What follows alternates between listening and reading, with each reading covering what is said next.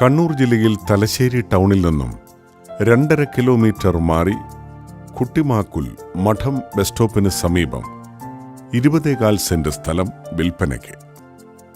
സ്കൂളുകൾ, ഹോസ്പിറ്റൽ, ആരാധനാലയങ്ങൾ എന്നിവ സമീപ സൗകര്യങ്ങളാണ്.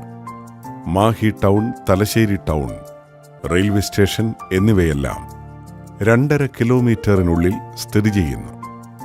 സെന്റിന് 3.25 ലക്ഷം രൂപയാണ് പ്രതീക്ഷിക്കുന്ന വിൽപ്പന വില. വില നെഗോഷ്യബിളാണ്.